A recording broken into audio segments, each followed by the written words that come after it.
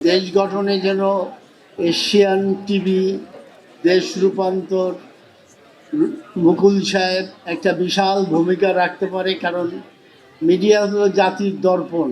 যদিও media আনথ্যাঙ্কফুল job, media কেউই হয়তো পছন্দ করে না, সমালোচনা করতেই হয়, ভালোও করতে হয়, খারাপও করতে হয়, সাদাকে সাদা কালোকে কালা।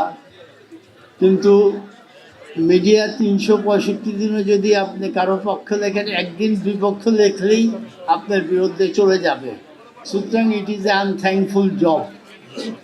এবং আমি মুকুল সাহেবকে অনেক অনেক ধন্যবাদ জানাই।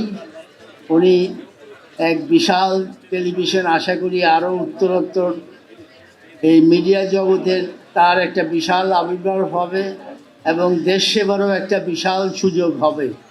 এবং মিডিয়াই একমাত্র জায়গা যেখানে দেশ, জাতি, মানুষ সম্বন্ধে বলা যায়।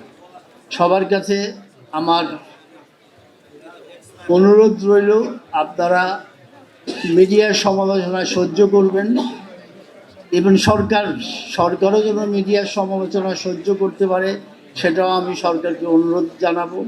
ধন্যবাদ সবাইকে আপনাদের।